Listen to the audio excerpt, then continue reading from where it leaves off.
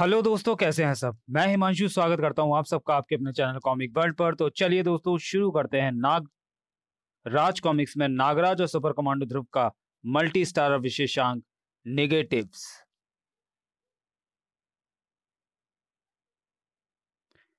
संजय गुप्ता पेश करते हैं नेगेटिव्स।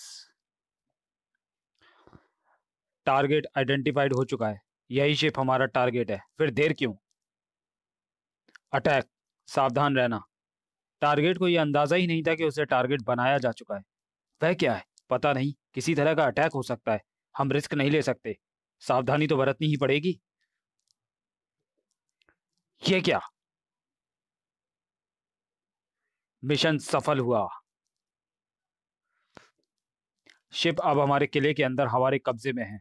अब वह अमूल्य यंत्र हमारे पास है जिसे कुछ खोजी हमसे चुरा कर ले जाना चाहते थे। उन पांचों यंत्रों को हमारे पास लाया जाए। अब हमारा वह सपना पूरा होगा जिसके लिए हम सदियों से इंतजार कर रहे थे। यंत्र इस जलयान में कहीं नहीं है। असंभव, ऐसा नहीं हो सकता। ध्यान से देखो। शिप का एक एक कोना छाना जा चुका है मगर टारगेट शिप पर नहीं है। टारगेट किसके जिम्मे था? केशनी के, और वह अभी तक वापस नहीं आई है। केशनी गद्दार नहीं हो सकती, वह विश्वास पात्र है।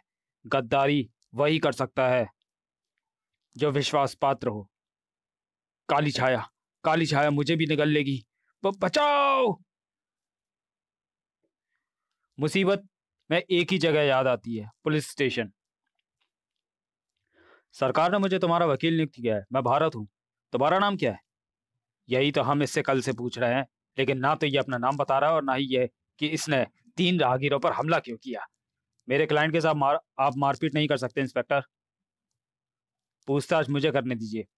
हाँ, तो तुमने उन 3 लोगों पर हमला क्यों किया और पकड़े जाने के वक्त तुम गीले क्यों थे? बारिश तो हुई नहीं थी। मैं छाया को मार रहा था। वे बीच में आ गए, मुझे रोक रहे थे, पर मैं तो उनको बचा रहा था, वरना वरना छाया उनको भी मार डालती। ये छाया कौन है, तुम्हारी पत्नी या गर्लफ्रेंड? छाया, परछाई, वह शिप से ही मेरे पीछे लगी है। मेरे दोस्त को खा लिया उसने। मैं डर कर पानी में कूद गया, फिर पूरे शिप को खा लिया उसने। शिप? कौन सा शिप? क्लॉडिया। वह कांडा पोर्ट पर आ रहा था, मैं उस पर गार्ड हूं। ऐसे किसी शिप के गायब होने की रिपोर्ट है आपके पास? वह शिप आज सुबह पोर्ट पर आ चुका है। मेरा भाई उस पर रेडियो ऑपरेटर है। ये नहीं हो सकता। मैंने अपनी आंखों से शिप को परछाई में घुलते देखा है। इसका ब्लड सैंपल लेना पड़ेगा। यह जरूर नशा करता है और यह भगोड़ा भी है। किसी टेस्ट की कोई जरूरत नहीं है, सारे टेस्ट हम कराएंगे। आप कौन? मैं उसी क्लॉडिया शिप में सफर करने वाली एक वैज्ञानिक हूँ। इन गार्ड्स को हमने अपने सामान की सुरक्षा के लिए लिया था। यह रहा इसका रिलीज ऑर्डर। अब वह हमारी कस्टडी में रहेगा। रिलीज ऑर्डर तो ठीक है, इस पर 2 जगहों पर होम मिनिस्टर के साइन हैं, पर इतनी जल्दी ऐसा ऑर्डर मिलना नामुमकिन है। देखूं तो। 2 दस्तखत बिल्कुल एक जैसे। एक ही आदमी के दस्तखत एक जैसे ही तो होंगे। यस इंस्पेक्टर, सही भी और गलत भी। दस्तखत एक जैसे हो तो सकते हैं, पर हूबहू नहीं। ये ऑर्डर जाली है, और अगर ऑर्डर जाली है तो वह लड़की भी जाली है। खतरे का अलार्म बजा दो इंस्पेक्टर। We we. ये गड़बड़ कैसे हो गई? खैर, अगर सच्चाई पता चली गई है तो इस रूप को रखने का कोई अर्थ नहीं है। ये शिप पर भी थी। जादूगरनी है ये। कौन हो तुम? लोरी। और सिर्फ मैं जानती हूँ कि तुम सच बोल रहे हो। मैं जानता था कि तुम वो नहीं हो जो दिख रही हो। अब यहीं पर बताओगी कि तुम कौन हो, या तुम्हें गिरफ्तार करके इंटेरोगेशन रूम में ले जाना पड़ेगा? ठीक है, पर पहले तुम तो इंटेरोगेशन रूम में पहुंच लो। तुम्हें आखिरी वार्निंग दी जाती है, वरना मैं गोली चलानी पड़ेगी। चलो, रुकना खतरनाक है।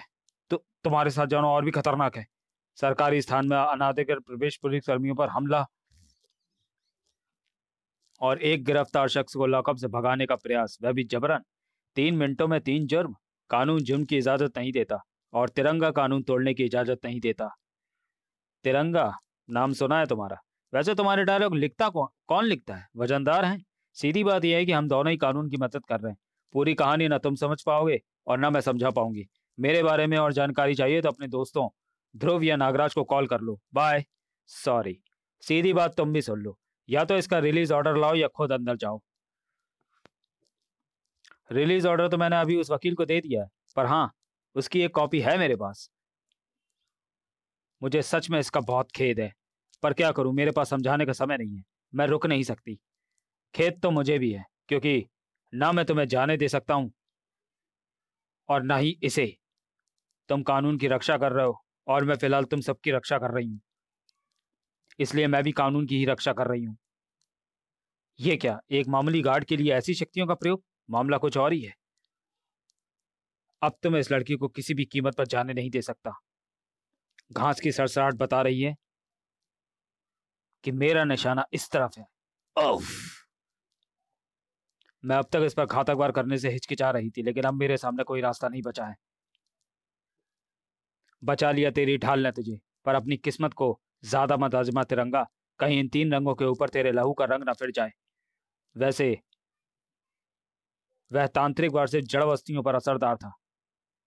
तिरंगा को लाल कर दे, यह दम ना तो रंग लाल में है और न किसी माँ के लाल में। तूने अभी तक न्याय स्तंभ के अंदर फिट एक ही गैजेट का मजा चखा है। इसके अंदर ऐसे और भी गैजेट फिट है, पर इसकी मुख्य शक्ति है इसकी न्याय प्रियता। अशोक चिन्ह प्रतीक है 125 करोड़ हिंदुस्तानियों के न्याय पर विश्वास का। तू विदेशी है, तू शायद ये बात ना समझ सके। तू अब वार करके देख। अगर तेरा एक भी वार इस न्याय स्तंभ को पार कर गया तो मैं समझूंगा कि मेरा विश्वास झूठा है। मेरे पास इतना समय नहीं है। समय सच में नहीं है तिरंगा, इसलिए मुझे तुझ पर खंड किरण के बवंडर का वार करना पड़ेगा। यह तुझे तब तक घेरे रहेगा जब तक मैं यहाँ से इस गार्ड के साथ चली नहीं जाती, और हाँ, यह तुझे असहनीय या पीड़ा भी पहुंचाएगा। उसके लिए सॉरी। उम्मीद है हम फिर नहीं मिलेंगे। ओह, ये क्या हो रहा है? क्या अशोक चिन्ह सच में ओह मात्र एक प्रतीक है? क्या भारतीयों का विश्वास मात्र एक छलावा है?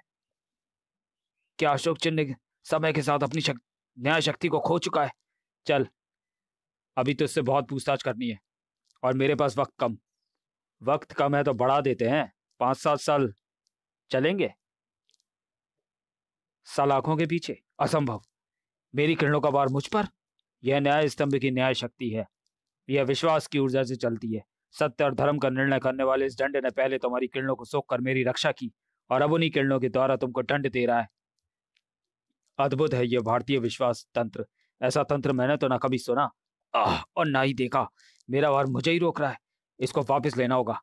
वैसे भी मेरा काम हो चुका है। गार्ड को मैं पहले ही सुरक्षित स्थान पर पहुंचाकर इन सबको सुरक्षित कर चुकी हूँ। अब यहाँ पर रुकने का कोई अर्थ नहीं है। तो गार्ड को छोड़ देती तो शायद मैं एक बार तुझे यहाँ से जाने देता, पर कसम कानून की, अब तो तेरा यहाँ से जाना असंभव है। अब मुझे रोक पाना असंभव है तिरंगा, पर हाँ, जाने से पहले एक बात बता दूं। इस तारा चक्र से निकलने की कोशिश की तो तेरी राख ही बाहर निकलेगी। यह तेरी हरकत को भाप सकता है, मेरी सांस को भी। अफसोस कि यह सिर्फ ठोस या तरल पदार्थ की हरकत भाप पाता है, पर तू चाहे तो मुझे फूंक मार कर उड़ा सकता है तिरंगा। मार, फूंक मार। तू सच कह रही है। बाहर निकलने की कोशिश की तो मेरी राख ही बाहर निकलेगी, पर तुझे रोकना तो पड़ेगा ही। 2 तरीके हैं, या तो अपने ख्वाबों में मुझे रोक ले या फिर भूत बनकर। यह 2 रास्ते हुए। तिरंगा के पास हमेशा तीसरा रास्ता भी होता है। होली के दिन दुश्मन भी दोस्त बन जाते हैं, ये सुना तो है, पर होली के लिए कोई जल्दी नहीं है। ये अबीर गुलाल के बादल लोरी के लक्ष्य को लोरी से छिपा नहीं सकते। ये तिरंगे के 2 रंग है लॉरी, पर इस बार इनके साथ शांति का सफेद रंग नहीं है। इसलिए आज ही अशांति फैलाएंगे। ओ गॉड, ये तो एक्सप्लोसिव फ्यूम्स का मिक्सचर है जो मिक्स होते ही फट पड़ता है। पर इस धमाके ने मेरी चमत्कारी पेंडेंट को क्षति पहुंचाई है। पर तिरंगा एकाएक कुछ ज्यादा ही उग्र हो गया है। शायद मैंने इसे कुछ ज्यादा ही गुस्सा दिला दिया है।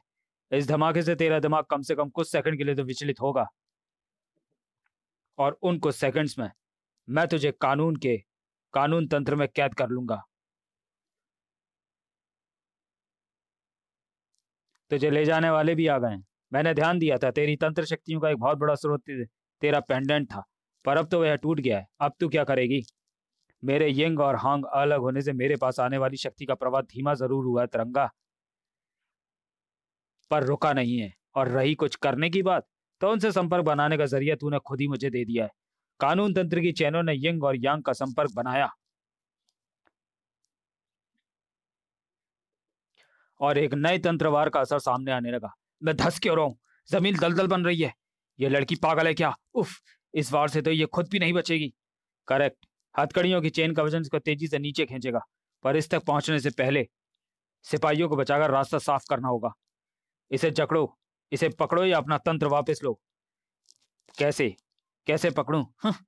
हाथों को तो तुमने ही जकड़ दिया है, और तंत्र वापस लेने लायक ना तो शक्ति है मेरे पास और ना ही समय। लॉरी, उफ! लड़की तो जमीन में डूब गई। चलो, सरकार का इस पर मुकदमा चलाने का खर्चा और समय बच गया। ये तुम क्या कह रहे हो तिरंगा? कानून के रक्षक के मुंह से ऐसी बातें शोभा नहीं देती। हाँ, हम कहें तो एक बार चलेगा, पर तिरंगा ऐसा बोले, यह तो भ्रष्ट पुलिस वाले को भी कटु लगेगा। वह एक छलावा थी, उसके मरते ही उसके जादू का असर भी खत्म हो रहा है। देखो, जमीन फिर से ठोस हो रही है।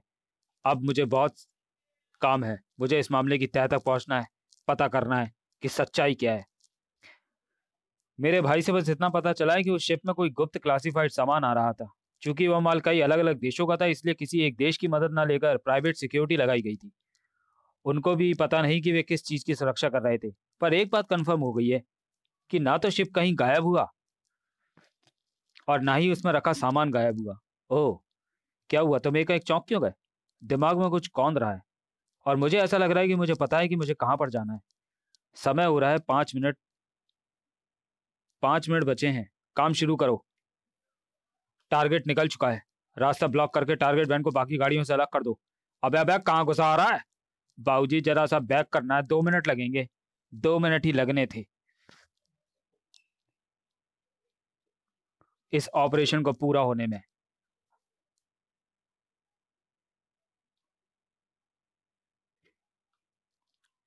वे आ गए, सब छुप जाओ, हम भी तैयार हैं। किस्मत अच्छी है भला उस ट्रक वाले का, उसने जिसने पीछे से आने वाले ट्रैफिक रोक दिया। आज पैसा ज्यादा है।